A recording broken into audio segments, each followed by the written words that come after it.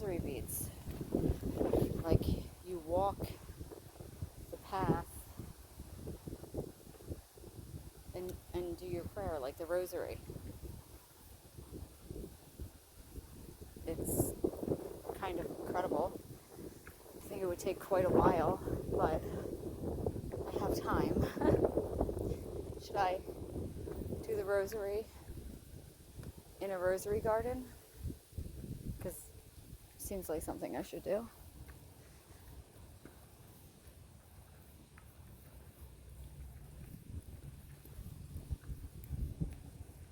And then when we hit the larger,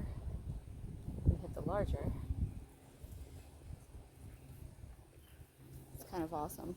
I had no idea what a rosary garden was going to be. And now I realize that it's this. And it's awesome. Not to mention the fact that it's like, 65 degrees and sunny. It's a little windy. But need I remind anyone that it's February? It's gorgeous.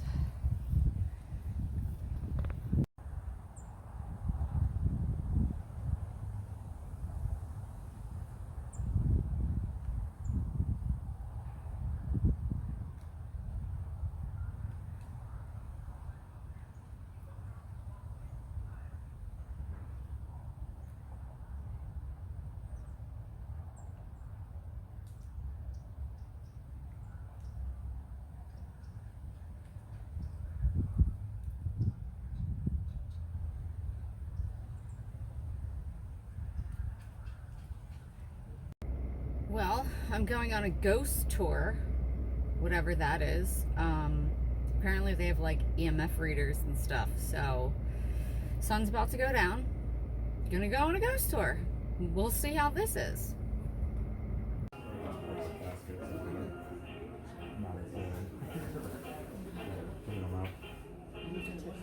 Yeah, right.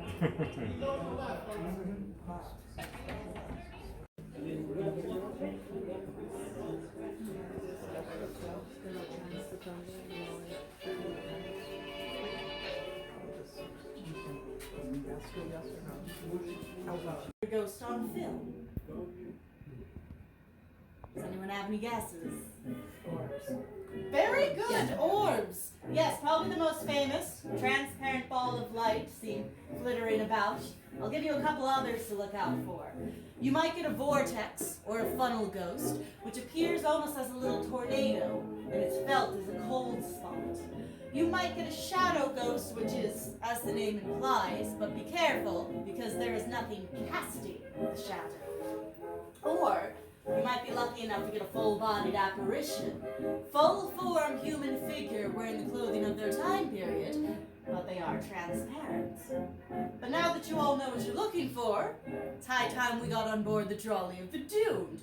We just have one problem. We can't get back out through the front door. No, the way out is actually through a riddle. So listen carefully. My spine is stiff, my body is pale, but I'm always ready to tell a tale. What am I? And now I'm on the trolley.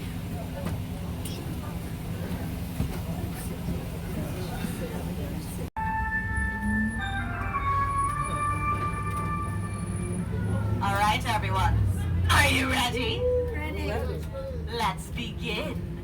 She sailed into the harbor in 1821, a supply ship from Havana, Cuba. Now, normally, in those days, a supply ship was a good thing for the people of the town. But when she was boarded, the townspeople discovered the bodies of the entire crew. All hands have been lost, even the captains. But supplies are still supplies. So the townspeople just pushed those fly-ridden corpses aside and distributed those goods to the town. What they didn't realize was that those biting flies brought with them a gift for the people of St Augustine in the form of yellow fever. Before this epidemic was over, hundreds would succumb to this disease. In the Huguenot cemetery, that I will point out very shortly, was where they buried all of those yellow fever victims. Mass graves had to be used. At one point, over a dozen a day were dying. In fact, the original fence around the cemetery was torn down in 1827 so they could expand the burials into the surrounding land. Legend goes that the ground we're traveling over right now once had those yellow fever victims buried underneath. But back to those actual tombstones. You could have as many as 20 buried under just one, but only the last person buried would have their name on top. So you can understand why we have so many lost souls. A lot of them have had their names lost to time. But here, on the right-hand side, everyone, I'd like to welcome you to Huguenot. Be sure to take a lot of pictures. Many people believe those yellow fever victims return, not realizing that they have passed on. In fact, one of the most famous of these victims can be seen standing between the city gates that are coming up on our left. She is seen waving the cars as they pass by. Everyone, I want you to say hello to Elizabeth. Hi! She was the young daughter of the gatekeeper who died of yellow fever. And Elizabeth is so real looking that if you see her, and many tourists have, you might think she is just a historical reenactor. But watch her for long enough, she either disappears completely or begins to fade, becoming transparent. If you stand between those city gates, you may feel a heaviness in the air, followed by a cold wind. Be sure to say hello to Elizabeth, if you do. But from one cemetery, we now move to another. From 1773 to 1884, Tolomato was the Spanish Catholic burial site for the city. But it wasn't always the Spanish burial site. Does anyone have any guesses for what Tolomato might mean in Spanish? I have to admit that is actually a trick question. Tolomato is not Spanish. Tolomato was actually the name of the Native American chief, whose village and burial site was here before it was a Spanish burial site. So we have one graveyard on top of another one, which is perhaps why there is so much activity not only in the cemetery, but in the old drugstore and Potter's Wax Museum as well. Strange lights, temperature changes, and even full-bodied apparitions can be seen here. And we are going to be getting a closer look. We're going to be getting off of the trolley and onto the platform overlooking the cemetery. And from there, I have a very special exhibit I want to show you inside of the Wax Museum. But please, watch your head and step as you exit and follow me to the platform. Welcome to Tolomato, everyone.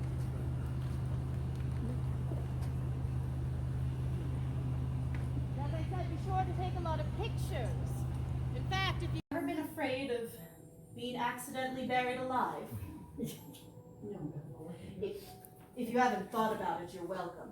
But it might be, maybe certainly a fear that is understandable, but maybe not a rational one. Not nowadays. Did you know that it was a very real possibility, especially back during the 17 and 1800s? Back when medicine and technology weren't as advanced as they are today, you could quite easily be mistaken for being dead. Can you imagine, let's say, slipping into a coma, being buried, awakening from that coma, realizing that you were trapped in a box 6 feet under, trying in vain to get the lid back open, screaming until death finally came?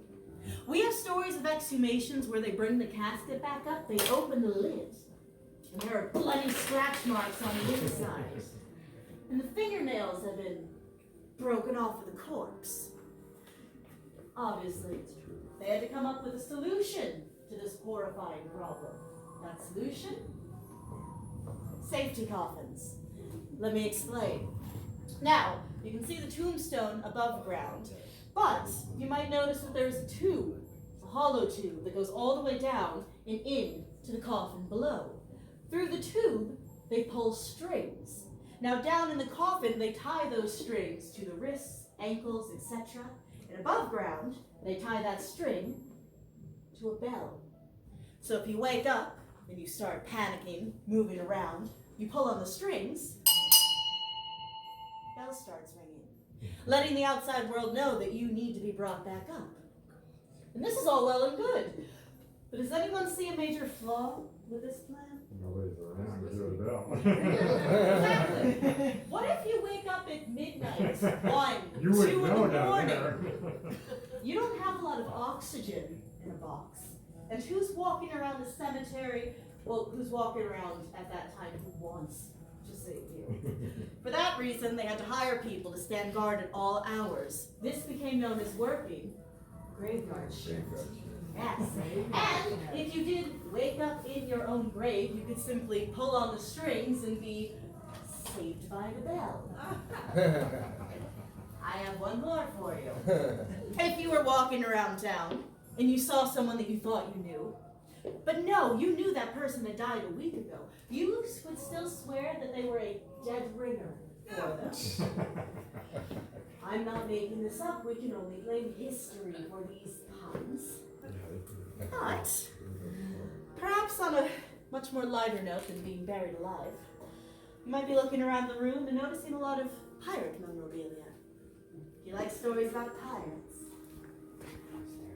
Well, I have to admit, pirates have never attacked the Wax Museum. But when you have a creepy display like this, you have to use it on a night like tonight.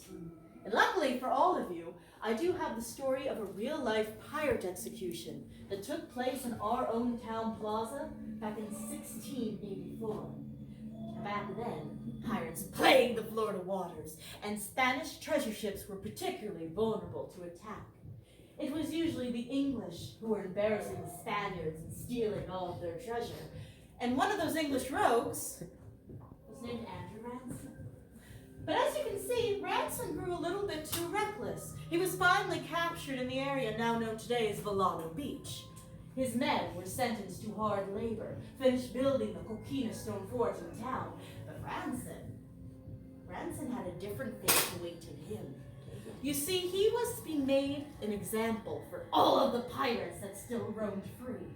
A spectacle the entire town could come out and watch.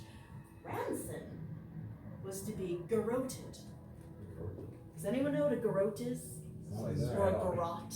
Decapitation. That's certainly a possibility.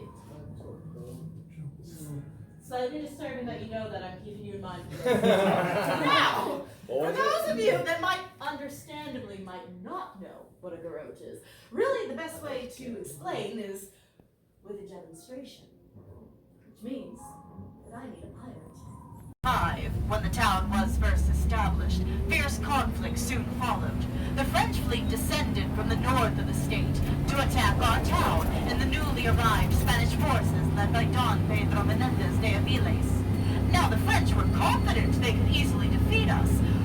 What they didn't account for was our weather. You see, the French attacked during our hurricane season. And as the French fleet approached our town, a massive storm erupted off the coast, sped towards their ships, completely enveloped them, smashed the French to bits. Only 200 French soldiers managed to struggle into our bay, and they were quickly captured by the Spanish. Now the Spanish had no food or housing for the prisoners, but they gave them a choice. Become one of us. All you had to do was give up your religion. Or you could die. But the French refused to convert to Catholicism. So one by one, the Spaniards slaughtered them by sword and threw them back into the bay. And the waters ran bright red with blood for 3 days. The Matanzas Bay is mysterious and ever-changing. Many people believe that those spirits still make themselves known on certain nights.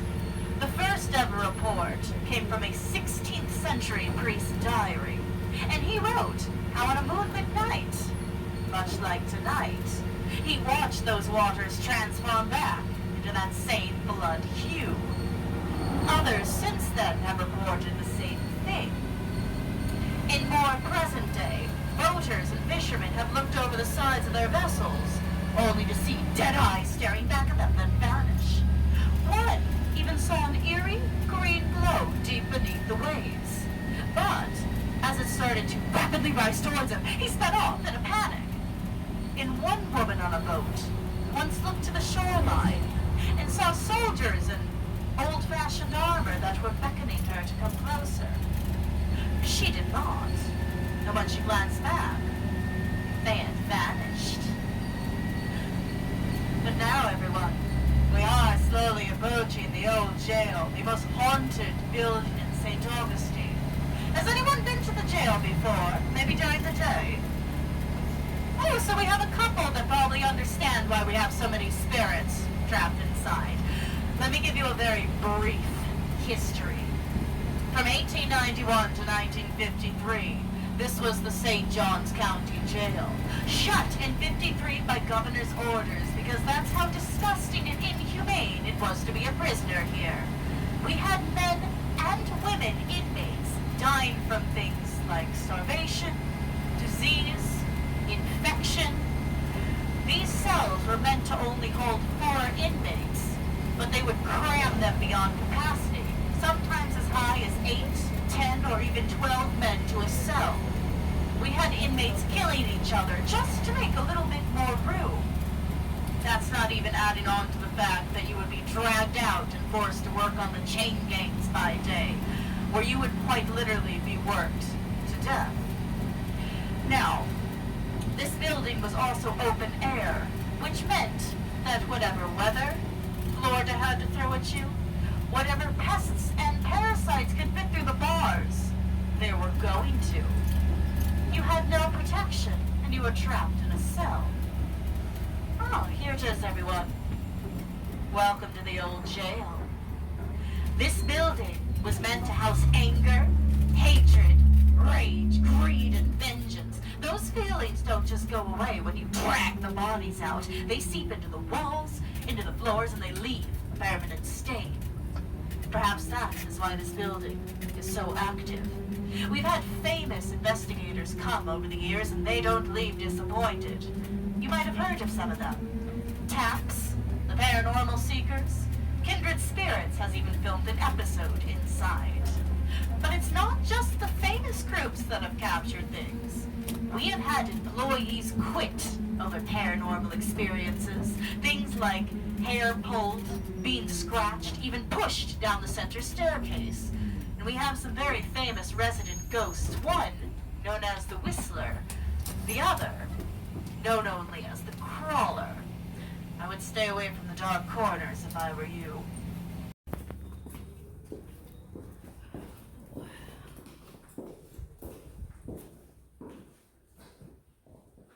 All the way down. Don't worry, it's a dead end. There's nowhere to wander off to.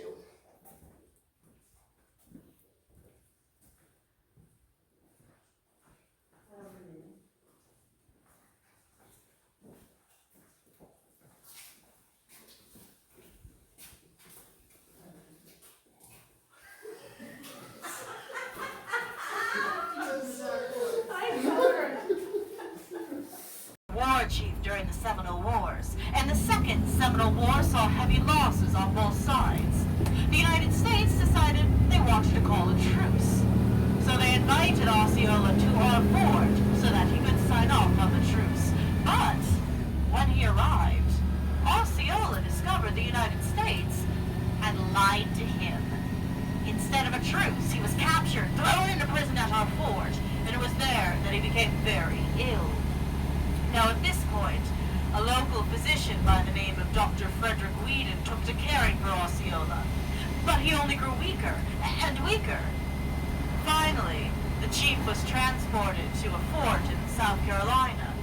But shortly after the transfer, he passed away. And this is where the tale takes a bizarre turn. You see, Dr. Whedon had also accompanied Osceola to the fort. He asked to be left alone with the body. This is when he took out his medical bag, removed his sharpest surgical blade, and began to sever the head of Osceola from his body. When he was done, he hid his work with a scarf so no one would know. And the next day, he was able to steal the head. And Osceola was buried without anyone realizing there was a piece missing. Now, Dr. Whedon returned to our town. He took that head. He placed it in a jar. He displayed it quite prominently on his office desk. Now, all of his patients and visitors were much too polite to ask about the head in a jar. But there were rumors around town that he disciplined his children with it. It is said if one of the Whedon children misbehaved, the doctor would take out the head, place it on their nightstand, send them to their rooms for the night, and lock the door. How's that for a parenting technique? It is said the Whedon children were the most well-behaved in town. Well, Dr. Whedon must have wanted well-behaved grandchildren as well, for he gifted the head to his eldest daughter on her wedding eve. Ladies, how's that for a wedding gift from your father? She, instead of keeping it, decided instead to donate it to a medical school, which mysteriously burned down a few years later. Presumably the head was lost in the fire. Now, it is said, especially around our fort, that a ghostly figure in Native American clothing and missing a head can be seen wandering the grounds. Could this be Osceola? Is he still searching for his missing head? But if indeed his head was lost in that fire, his spirit may be doomed to walk the earth, incomplete for the rest of eternity. The end. Okay, guys, the ghost tour was super fun and actually really interesting because, like, historical stuff, because they have to, because ghosts. And I mean, of course, I had to. I didn't have to. Of course, I was the volunteer when they did a thing, and they tried to garrote. I don't know. They put a rope around my neck and twisted the thing to try to behead me, and. Of course, I was on stage and some guy jumped out and I didn't flinch, and I don't think they liked that very much because you're supposed to flinch. So then I had to go really big with everything, all the other acting and screaming and stuff. And like I said, it was really fun. And of course, I always volunteer. So if you're ever in St. Augustine, do the ghost tour because it was fun and I learned a lot. And that's important. Balance, fun, and educational.